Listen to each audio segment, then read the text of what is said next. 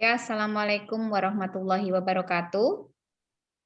Waalaikumsalam Waalaikumsalam warahmatullahi wabarakatuh.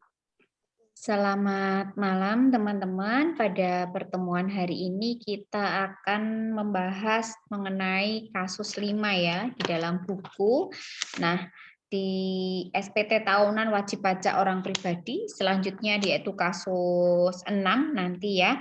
Saya juga akan membahas sedikit kalau memang tidak ada kesulitan, tapi kalau memang ada kesulitan ya kita kembali lagi ke kasus 5 untuk pembahasan lebih lanjut.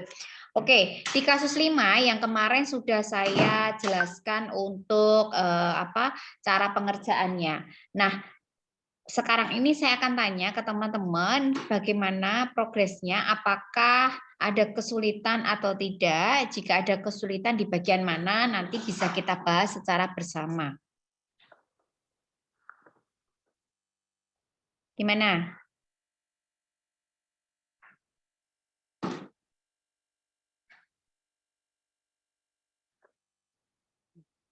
Bu, bisa tanya, Bu. Ya, monggo gimana, Mas? Untuk yang halaman 133, itu berarti tidak ada yang diisi salah semua ya, Bu? Halaman 133, gimana, Mas? Itu berarti tidak ada yang diisi dari B, C, dan D itu. Yang penghasilan neto dalam negeri lainnya ada kan? Ada. Tidak termasuk penghasilan yang dikenakan PPh yang bersifat final? Yang royalti sama sewa itu bisa, Mas, diisi di situ. Oh iya. Untuk yang B sama C berarti kosong ya, Bu ya? Iya, benar.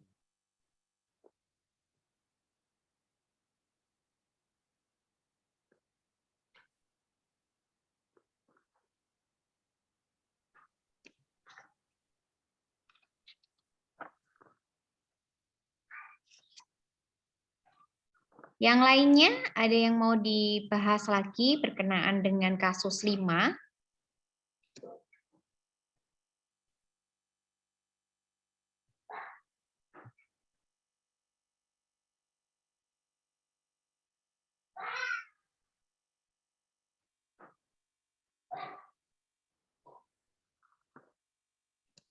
Ada atau tidak? Kalau tidak ada kita bahas. Untuk tugasnya sudah selesai, tapi Sudah, Bu. Belum, Bu. Gimana ini? Yang belum yang bagian mana, Mbak?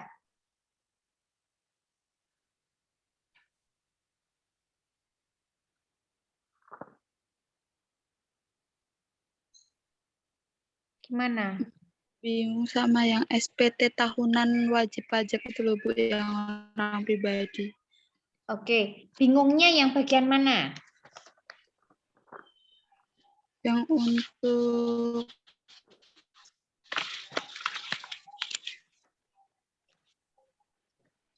Kalau untuk SPT orang pribadi, kemarin sudah saya jelaskan. Jadi gini, untuk SPT itu lengkap dengan semua kasus ya. Jadi apapun kasus dari si WP, maksudnya kasus itu bukan permasalahan, tetapi keadaan yang ada di WP itu, SPT itu semuanya memayungi gitu. Namun teman-teman cukup isi sesuai dengan keadaan dari si WP. Nah, contohnya tadi yang ditanyakan oleh Mas Rahmat bahwasanya ada beberapa kolom yang memang tidak perlu kita isi. Contohnya yang halaman 133 poin B misalnya. Penghasilan neto dalam negeri dari usaha dan atau pekerjaan bebas bagi wajib pajak yang menggunakan norma perhitungan penghasilan neto. Nah, karena si Ahmad Zakaria ini kita tidak ada yang memakai NPPN, perhitungan pakai NPPN, artinya nggak usah diisi gitu. Nah, jadi nggak usah bingung, ini maksudnya gimana gitu, karena tergantung dari kasusnya atau keadaan atau kondisi dari si WP-nya masing-masing gitu ya. Kemarin sudah saya jelaskan ya. Jadi kita ngisinya dari halaman 136. Nah, di halaman 136 itu ada harta akhir tahun, itu bisa teman-teman lihat harta akhir tahunnya apa saja ya si Ahmad Zakaria. Lalu Ahmad Zakaria ini juga punya utang, berarti bisa diisi. Lalu ada daftar susunan anggota juga bisa diisi. Lalu ada yang halaman 135 itu penghasilan yang dikenakan pajak final.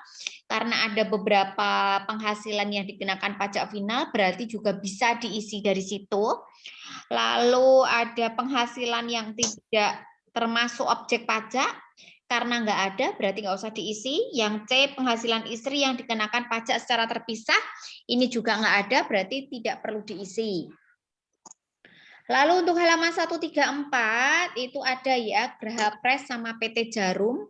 Jadi bisa diisi dari situ. Nah, lanjut di halaman 133, tadi yang ditanyakan Mas Rohmat, yang diisi hanya bagian D-nya. Lalu halaman 132 kita lihat ya menggunakan pembukuan ini ya diisi ya karena sudah ada contohnya sampai ke halaman 131 gitu ya.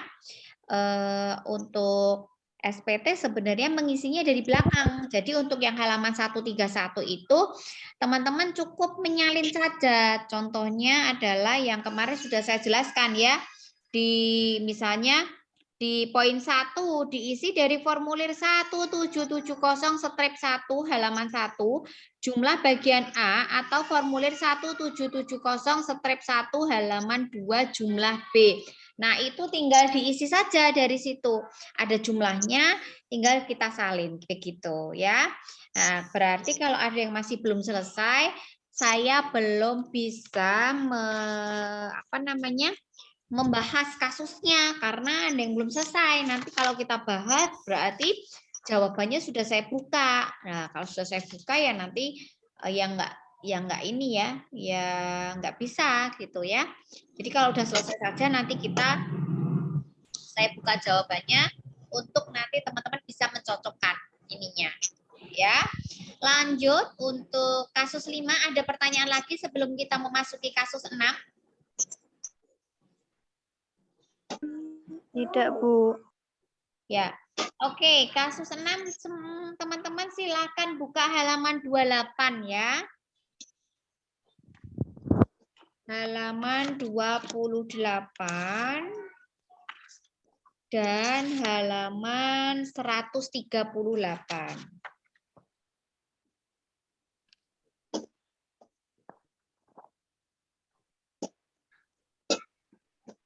Sudah? Sudah, Bu. Oke. Halaman 28 kita ketemu dengan PT Terang Elektronik. Nah, ini salah satu perusahaan nasional yang bergerak di bidang perdagangan alat elektronik. Perusahaan ini didirikan pada tahun 2008 dan terdaftar sebagai wajib pajak pada tahun yang sama di KPP Pratama Jakarta Matraman. Dalam memenuhi kewajiban perpajakannya, PT Terang Elektronik diwajibkan menggunakan pembukuan. Berikut data-datanya ya. Ada 1 pemegang saham, 2 data perusahaannya. Ini penting untuk mengisi semua dokumen pajak ini ya. Ada namanya, NPWP berapa, NPW-nya berapa itu ada. Lalu ada daftar penyusutan aset menurun secara akuntansi. Nah, ini juga menjadi poin penting. Secara akuntansi, artinya kita harus menghitung secara pajak. Bedanya apa sih, Bu, dengan kasus 5? Kalau di dalam kasus 5 kemarin, penyusutannya kan sudah ditentukan ya di soal ya, menjadi 15 juta sekian gitu. Teman-teman tidak perlu menghitung. Berbeda dengan kasus 6, ini lebih kompleks. Karena apa? Karena teman-teman harus menghitung satu persatu. Di situ sudah ada gedung, kendaraan, mesin, peralatan, dan inventaris. Ada umur ekonomisnya, ada tanggal perolehan, nilai residu, beban penyusutan per tahunnya berapa. Itu sudah ada. Tapi ingat, secara akuntansi kita harus menghitung satu persatu secara pajaknya. Oke, berikutnya adalah poin 4 halaman 29, itu adalah ada laporan laba rugi. Nah, laporan laba rugi ini juga secara akuntansinya, belum secara pajak. Artinya kita harus membuat rekonsiliasi fiskalnya. Nah, berikutnya halaman 30 adalah informasi tambahan. Kalau di kasus 5 kemarin, itu informasi tambahannya sudah ditentukan. Ini boleh, ini nggak boleh. Kalau yang di sini kita lebih kompleks lagi ya. Jadi kita lihat satu per satunya.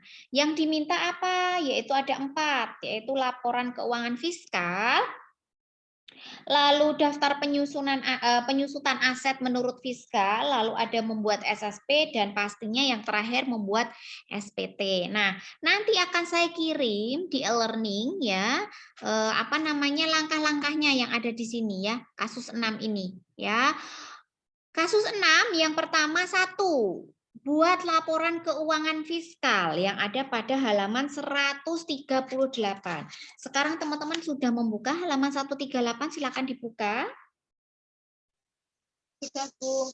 Oke, di situ ada keterangan, terus menurut akuntansi, lalu ada rekonsiliasi fiskal, ada koreksi positif dan negatif, sama ya yang kemarin, sama menurut fiskal.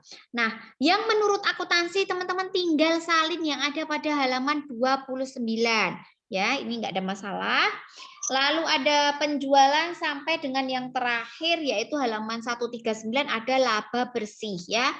Ada laba bersih menurut akuntansi dan ada laba bersih menurut fiskal. Nah, sekarang kita baca di sini. Dalam halaman 138 terdapat tabel yang harus teman-teman kerjakan. Laporan keuangan menurut komersial adalah laporan keuangan yang ada pada soal, yaitu halaman 29. Untuk koreksi fiskal, baik yang positif maupun negatif, ada pada keterangan halaman 30.4a sampai H. Kita buka halaman 30 ya, tadi yang saya sebutkan ya, itu ada A sampai H. Silahkan cek dengan buku yang ada pada teori ya, boleh Mardiasmo, boleh Siti Resmi, dan lain sebagainya. Untuk PPh badan itu ada biaya apa saja yang diperkenankan. Oke, saya kasih contoh ya yang A. Beban gaji staf penjualan termasuk di dalamnya pembelian kupon isi ulang sponsel senilai 2.400.000. Pemberian ini hanya sebagai kenikmatan. Nah, ingat, kenikmatan sama dengan natura, seperti yang pertemuan pertama saya jelaskan ya. Yang diberikan perusahaan dan tidak ada hubungannya dengan promosi ataupun pemasaran produk. Boleh atau tidak ini? Tidak, Bu. Nah, tidak boleh. Berarti harus ada koreksi ya di beban gaji. Beban gaji senilai 2.400.000.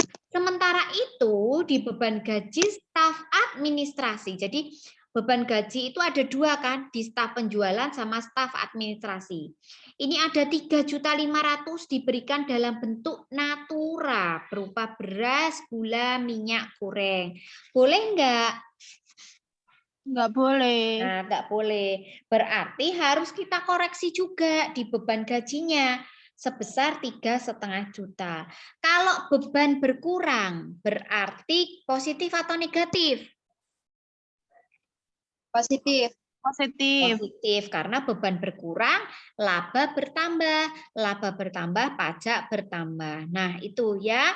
Jadi, itu dari A sampai dengan H, teman-teman cek satu per satu. Nah, setelah diketahui koreksi fiskalnya, akan dapat diketahui laporan keuangan menurut fiskal, yaitu yang ada pada halaman 139. Kalian akan mendapatkan laba bersih secara fiskal. Nah, setelah itu, tapi sebelumnya, nah ini, karena di situ ingat ada namanya beban penyusutan ya. Beban penyusutan yang ada pada halaman 138 ini ya, kalian harus bikin dulu di halaman 140 karena jawabannya itu nanti untuk beban penyusutan yang ada pada halaman 139. Nah, penyusutan sekarang dibuka halaman 140. Halaman 140 dan halaman 28. Sudah?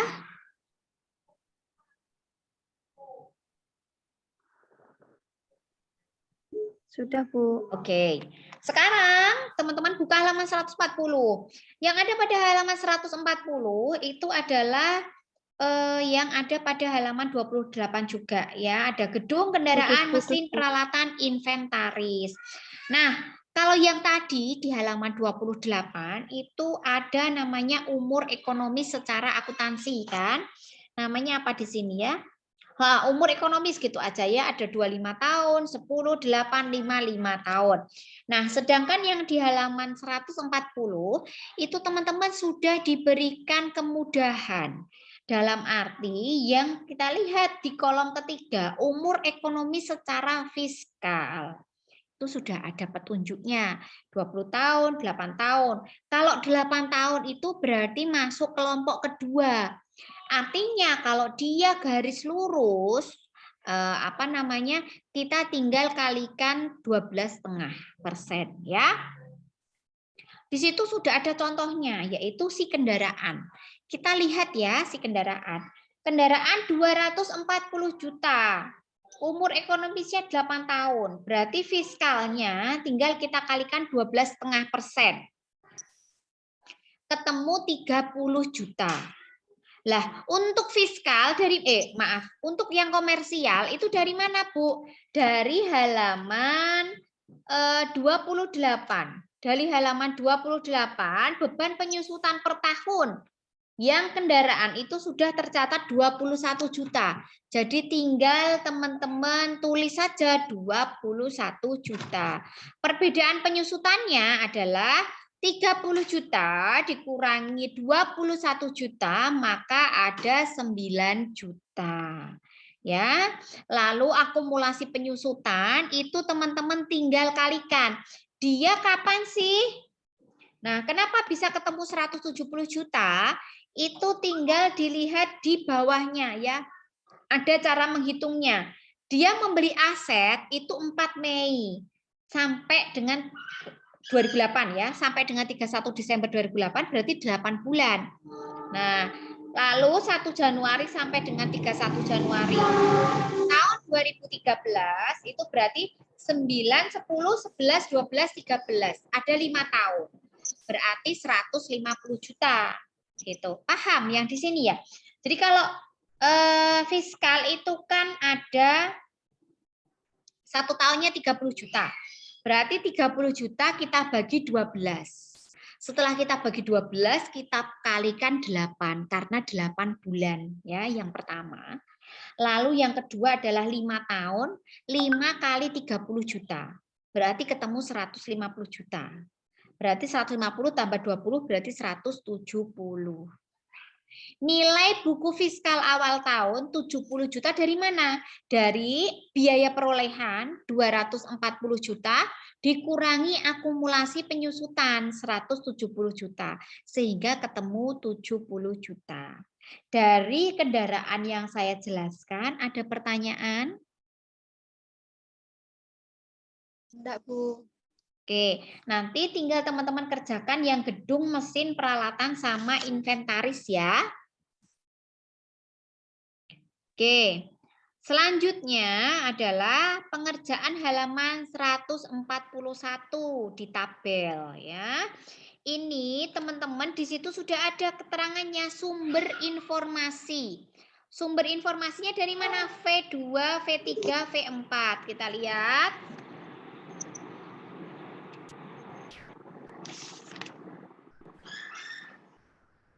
Nah, V ini maksudnya 5 ya, 5, 2. Nah, ini dilihat ya.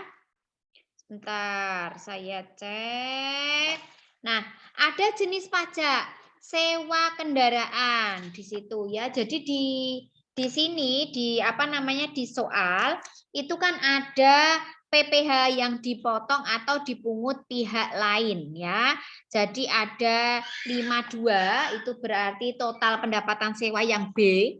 Itu 53 berarti yang C, terus 54 itu berarti yang D. Nah, nanti teman-teman tinggal lihat ya, itu masuknya PPh pasal berapa. Nah, itu dicontohkan yang 52 PPh pasal 23 itu ada sewa kendaraan. Sebesar berapa sewa kendaraan?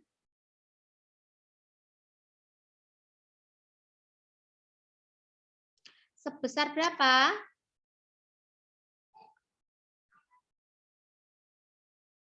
25 juta. 25 juta. 25.410.000 ya. Nanti tinggal kalian tulis. Lalu kali berapa persen? Kalau dia PPh pasal 23 nanti dicek di buku ya. Nah, sewa. Bu, saya nggak ada bukunya. Bisa lihat di PPh pasal 23 kemarin kita sudah mengerjakan. Kalau sewa kendaraan itu berapa persen. Nah, itu ya. Nanti akan ketemu. Yang kedua yaitu sewa gedung. Yang ketiga 53 itu C, ada bunga deposito ya. Berarti bunga deposito berapa persen? Nah, gitu ya. Lalu yang keempat ini apa ini? Impor barang. Ya, berarti kita impor barang ya, objek pajaknya impor barang, jenisnya pajaknya berapa ya? Berarti ada PPh pasal 22 gitu ya. Nah, dari situ teman-teman tinggal buat yang berikutnya. Ini sudah ada ya. Nah, ini. PPh kurang lebih bayar tahun 2014. Nah, ini PPh neto fiskal adalah jumlah bersih menurut fiskal pada halaman 139. Lalu ada penghasilan yang mendapatkan fasilitas, itu adalah, ini sudah saya kasih rumusnya ya, 4,8 miliar dibagi penjualan bersih yang ada pada halaman 29 dikalikan penghasilan neto fiskal. Lalu yang harus teman-teman perhatikan, penghasilan kena pajak yang tidak mendapatkan tidak mendapatkan fasilitas, maaf, di situ ada dikali ya, benar ya?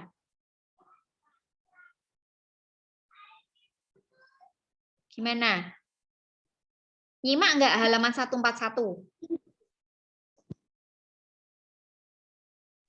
Ya, Bu. Ya, penghasilan kena pajak yang tidak mendapatkan fasilitas, di situ kan rumusnya yang ada pada halaman 141, RP min RP kali RP, ya kan?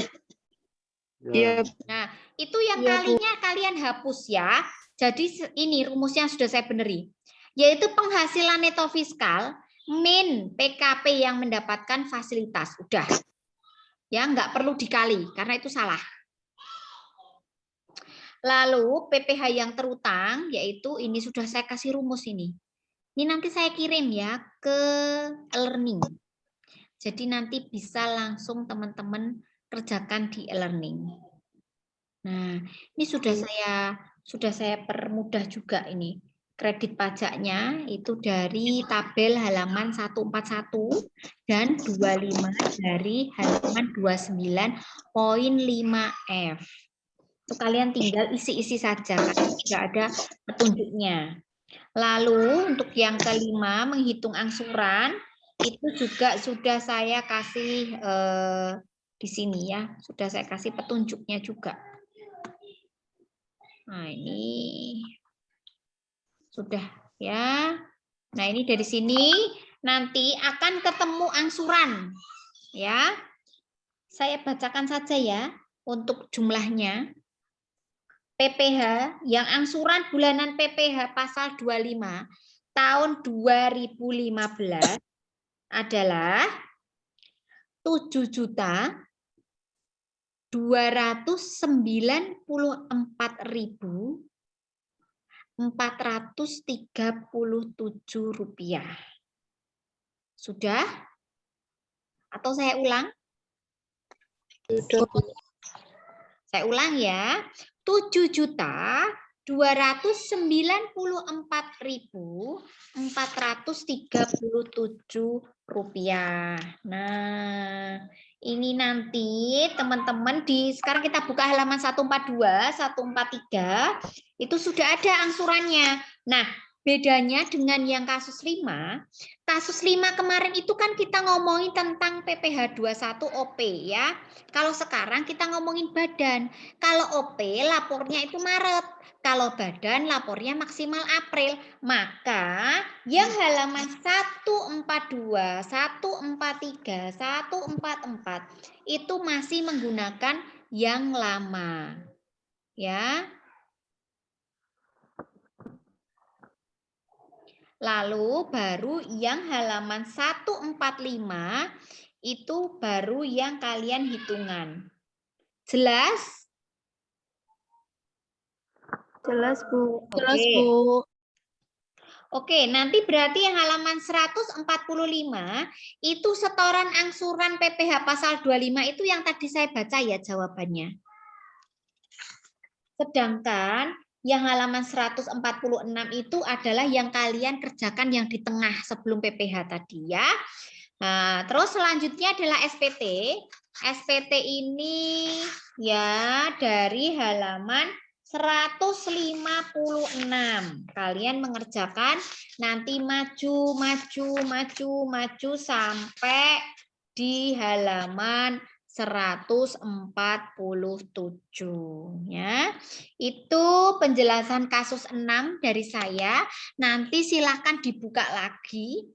Karena kalau sekarang kan hanya saya jelaskan, kalian nggak akan menemukan masalah-masalah yang berarti. Karena ini jelas-jelas, cara mengajarnya ini jelas-jelas. Tapi nanti kalau menghadapi kasusnya mungkin ada yang bingung, ada yang lancar. Nah, itu dikerjakan dulu ya. Nanti bisa bisa untuk dilihat-lihat lagi ya. Barangkali ada yang belum paham bisa ditanyakan ke saya, bisa WA ataupun yang lainnya. Setelah ini saya akan mengirim kasus 6 di e-learning, lalu membuka tugas untuk yang kemarin tugasnya yang sudah dikerjakan bisa dikumpulkan ya. Batas pengumpulannya adalah pukul 20 ya, pukul 8 malam atau pukul 20. Jadi kalian kerjakan sebisanya, baru setelah itu kalian kumpulkan tugasnya. Begitu. Jelas? Jelas, Bu. Oke. Terima kasih atas waktunya. Semoga kita semua bisa diberikan kesehatan ya, lalu kelancaran dalam mengerjakan dan memahami materi-materi ini karena sudah masuk ke kasus 5, nanti selanjutnya 6 ini ya, setelah ini terus langsung 7, 8 dan kita selesai ya. Saya harap teman-teman tidak menemukan kesulitan yang berarti ya. Oke, terima kasih. Saya tutup. Wassalamualaikum warahmatullahi wabarakatuh. Waalaikumsalam warahmatullahi wabarakatuh.